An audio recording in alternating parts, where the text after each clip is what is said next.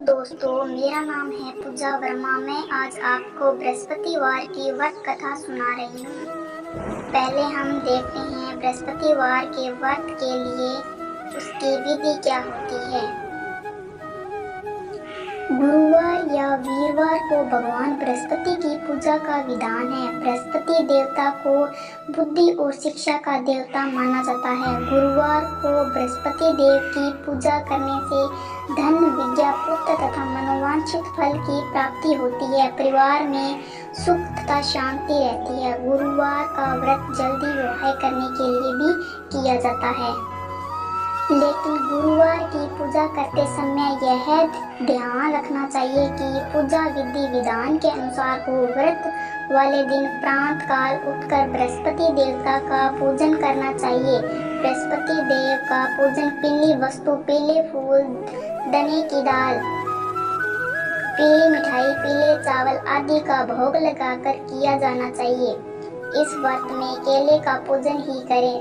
कथा और पूजन के समय मन, कर्म और वचन से शुद्ध होकर मनोकामना पूर्ति के लिए बृहस्पति देवता से प्रार्थना करनी चाहिए। दिन में एक समय ही भोजन करें। भोजन चने की दाल आदि का करें। नमक न खाएं। पीले वस्त्र पहनें। पीले फलों का प्रयोग करें। पीले चंदन से पूजन करें। पूजन के बाद भगवान बृहस्पति की कथा सुननी चाहिए। चलो हम सुनते हैं आज बृहस्पति की व्रत कथा। प्राचीन समय की बात है। किसी राज्य में एक बड़ा प्रतापी तथा दानी राजा राज्य करता था। वह प्रत्येक गुरुवार को व्रत रखता एवं भूखे और गरीबों को दान देकर पुण्य प्राप्त करता, परंतु यह बात उसकी रानी को अच्छा नहीं लगता था।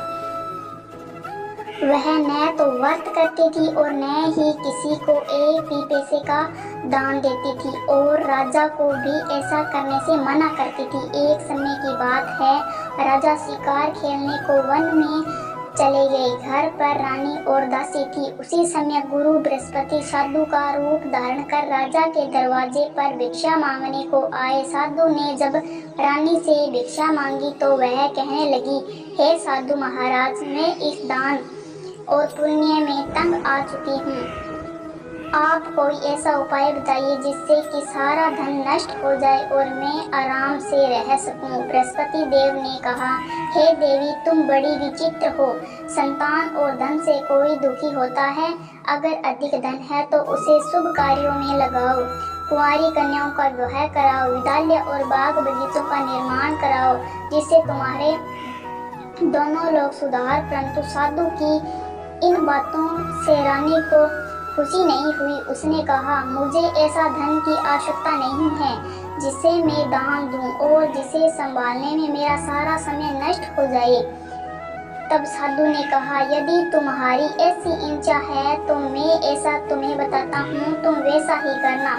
बृहस्पतिवार के दिन तुम घर का गोबर से लीपना, अपने केंसों को पीला मिट्टी से धोना, केंसों को धोते समय स्नान करना, राजा से हजामत बनाने को कहना, भोजन में मांस मदिरा खाना, कपड़ा धोबी के यहाँ धुलाना, और इस प्रकार 7 बृहस्पति करने से तुम्हारा समस्त धन नष्ट हो जाएगा। इतना कहकर साधु रूपी बृहस्पति देव अध्यर्थ हो गए। साधु के कहे अनुसार करते हुए रानी को केवल 3 बृहस्पति ही बीते कि उसकी समस्त धन संपत्ति नष्ट हो गई। भोजन के लिए राजा का परिवार तरसने लगा। तब एक दिन राजा से बोली, हे रानी, तुम यही हो। मैं दूसरे देश जाता हूँ, क्योंकि यहाँ पर सभी लोग मुझे जानते हैं, इसलिए मैं कोई छोटा कार्य नहीं कर सकता। ऐसा कहकर राजा परदेश चला गया। वहाँ वह जंगल में लकड़ी काट कर लाता और शहर में बेचता। इस तरह वह अपना जीवन व्यतीत करने लगा। इधर राजा के परदेश जाते ही रानी और दासी दुखी रहने लगी। एक बार जब रानी और दासी को 7 दिन तक बिना भोजन रहना पड़ा तो रानी ने अपने दासी से कहा, हे दासी, पास ही नगर में मेरी बहन रहती है, वहाँ बड़ी धनवान है, तू उसके पास जा और कुछ ले आ ताकि थोड़ा बहुत गुजारा बसर हो जाए। दासी रानी के बहन के पास गई। उस दिन बृहस्पतिवार था और रानी की बहन उस समय बृहस्पतिवार व्रत की कथा सुन रही थी। दासी ने रानी की बहन को अपनी रानी का संदेश दिया, लेकिन रानी की बड़ी बहन ने कोई उत्तर नहीं दिया। जब दासी को रानी की बहन से कोई उत्तर नहीं मिला तो वह बहुत दुखी हुई और उसे क्रोध भी आया। दासी ने वापस आकर रानी को सारी बात बता दी। सुनकर रानी ने अपने भाग्य को कोसा। उधर रानी की बहन ने सोचा कि मेरी बहन की दासी आई थी, परंतु मैं उससे नहीं बोली, जिससे वह बहुत दुखी हुई होगी। कथा सुनकर और पूजन समाप्त कर वह अपनी बहन के घर आई और कहने लगी, हे बहन, मैं बृहस्पतिवार का व्रत करती थी। तुम्हारी दासी मेरे घर आई थी, परंतु जब तक कथा होती है तब तक न उठते हैं और न ही बोलते हैं, इसलिए मैं नहीं बोली। कहो दासी क्यों गई थी? रानी बोली, बहन, तुमसे क्या छिपाऊं, हमारे घर में खाने तक को अनाज नहीं था। ऐसा कहते कहते रानी की आंखें आंसू से भर गई। उसने दासी समेत पिछले 7 दिनों में भूखे रहने तक की बात अपनी बहन को विस्तारपूर्ण सुना दी।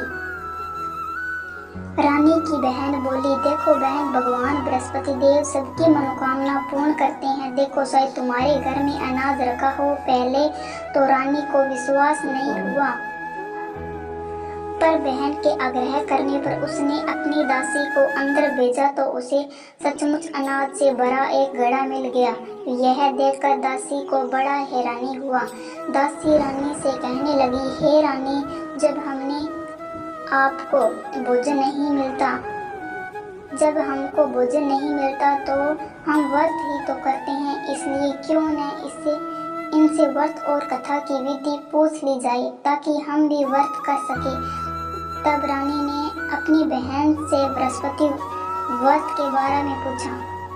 उसकी बहन ने बताया, बृहस्पतिवार के व्रत के चने की दाल और मुनक्का के विष्णु भगवान के केले की जड़ से पूजन करे तथा दीपक जलाएं, व्रत कथा सुनने और पीला भोजन ही करे, जिससे बृहस्पति देव प्रसन्न हो।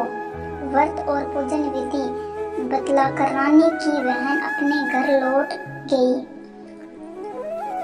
7वें रोज बाद जब गुरुवार आया तो रानी और दासी ने निश्चयानुसार व्रत रखा।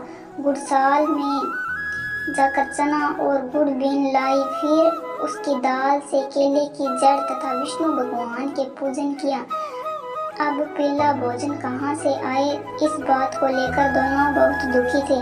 क्योंकि उन्होंने व्रत रखा इसलिए गुरुदेव उन पर प्रसन्न थे, इसलिए वे एक साधारण व्यक्ति का रूप धारण कर 2 थैलों में सुंदर पीला भोजन दासी को दे गई। भोजन पाकर दासी बहुत प्रसन्न हुई और फिर रानी के साथ मिलकर भोजन ग्रहण किया। उसके बाद वे सभी गुरुवार को व्रत और पूजन करने लगी। बृहस्पति भगवान की कृपा से उसके पास फिर से धन संपत्ति हो गई, परंतु रानी फिर से पहले की तरह आलस्य करने लगी।